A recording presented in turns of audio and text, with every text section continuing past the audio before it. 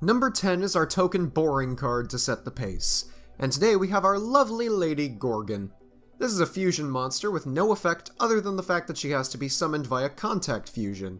And that's not too bad on its own, so we kind of have to look at the three materials, and they're literally just Dark Magician with 3 new coats of paint. Considering the fact that in any case you could use the Hecates, you would rather use Dark Magician, especially since there are so many support cards that exist for both, and multiple more just for Dark Magician himself, there appears to be no real legitimate reason to play the Hecates, and in that case it just makes Gorgon a weak and never worth it fusion monster destined for obscurity. The craziest part is that this was a Bandai card originally, and it could attack 3 times over, but that was stripped off the card for some reason?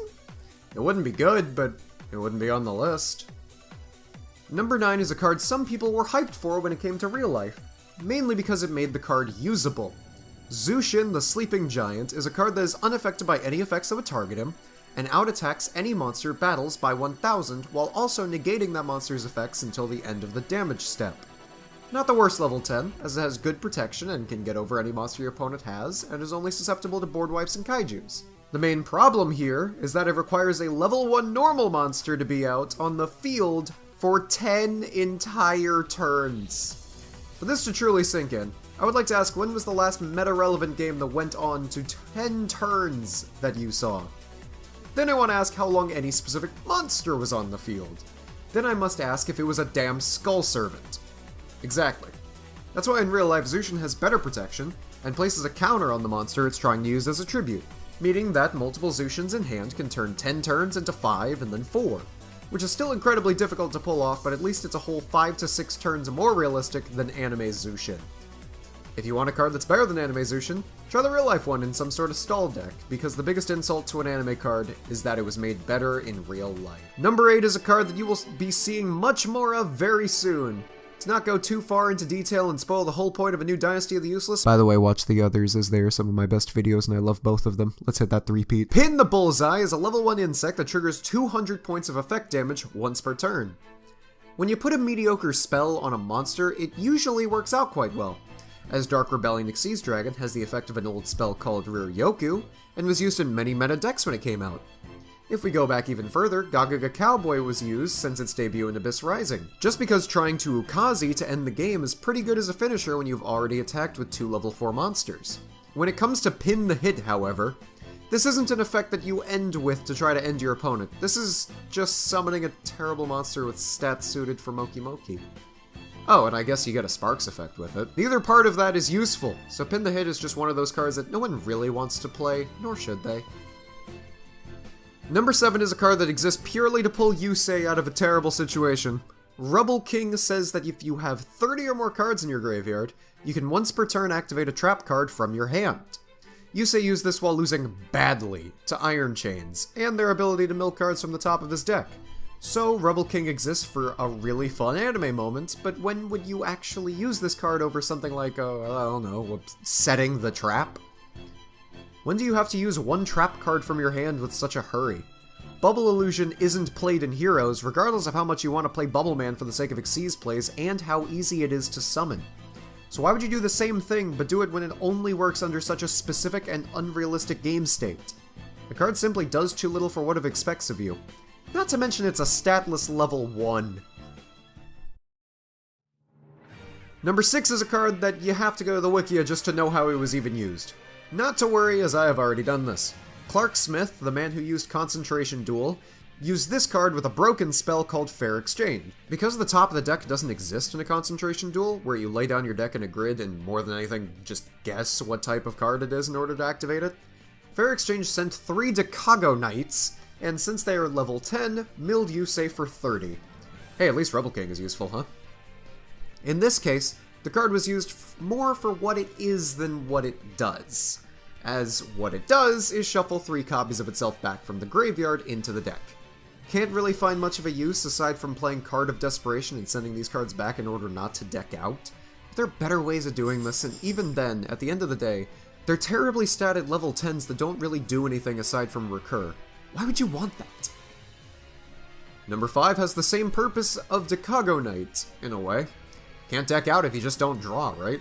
Infernity Pawn says if you don't have any cards in your hand, you just stop drawing cards.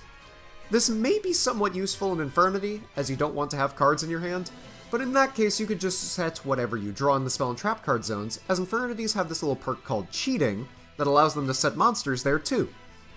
In all seriousness, this isn't even an effect to turn off, as it's active while this card is in the graveyard, forcing you to run cards like Soul Release just to get rid of the fact that, oh, I don't know, you can't draw cards?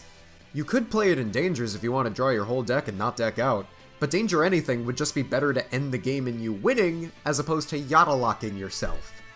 This is the logical endpoint of Infernities, which is kind of like having a Yosenju card that says you can normal summon infinite Yosenjus this turn. It just isn't something you want. Number 4 does the same thing as Pawn, but somehow also tries to disgrace a fan-favorite card. Candelato, the Beast of Light, has a Slifer-like attack gain effect, but you need to send 2 cards from your hand to the graveyard to summon it, making it just about a 3k beatstick if you have 6 cards in your hand to start. It can't attack during the turn it's summoned, so you can't even try to draw a bunch of cards with broken anime draw cards, all on my last list. At the top right in the cards, go watch that after this if you have not yet. And kill your opponent in one fell swoop. On top of all these restrictions, this is another card that just straight up says you can't draw for your draw phase. Never did I imagine that when I started this channel, that Rocket Arrow Express would look like a good card in comparison to anything. It fails at everything it wants to do, whether that be a spammable beatstick, or try to kill your opponent, as it can't do either, and, if it did, that draw phase stipulation wouldn't matter as this card would just try to kill your opponent in one turn. What a waste of animated cardboard. Number 3 is a bit of a cheeky one, as well as a plug that is indeed quite shameless. Every single alchemy beast is terrible in the same boring and ununique way. I remember saying that it was kinda unique to have a deck of monsters that cannot be normal summoned or set, but Infernoids exist and even existed at the time, so those points are revoked. If you want to see the in-depth explanation as to why these cards are awful and why their support makes no earthly sense, go watch my Dynasty of the Useless on alchemy beasts. Still proud of that video, and it says everything I could say here, just much better. Number 2 is a weird one, as its effect is actually amazing. It has the usual battle protection that anime numbers have, can't be negated on summon or even after it's summoned, and gains attack for all the ranks used to summon it. So, do you rank up into it? No, it's a rank 0. So how does one summon it? You use 3 number S monsters, of course. And what number S monsters exist? This, Utopia Prime, and Utopia the Lightning. The only support for this is a rank up meant to summon Prime from the grave and rank it up into Lightning, so still no help there. Can you imagine easily summoning 6 level 4 monsters over the course of a turn just to get these 3 cards out, and then going into just a really big beatstick? Now remember that we live in a world of links and that this needs an incredible amount of setup, almost making it impossible. It's incredible just how much work you have to put into this card, considering how easy it is to summon in real life, just needing a Utopia and a rank up magic. Let's also keep in mind that it can negate fucking everything that turn. So it's a little bit better than this. Glad they fixed it. And finally, at number 1, we have a card that may not necessarily be the absolute worst monster in existence, but it's just too funny and too power corrupt to not make it on the list. Battle Eater has the following effect. When an opponent's monster with less attack than this card's declares a direct attack, you can send this card from your hand to the graveyard to negate the attack and end the battle phase. Then take damage equal to this card's attack, which is, by the way, 2500.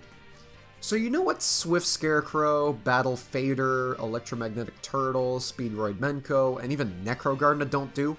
Probably kill you when you're trying to stay alive through a direct attack.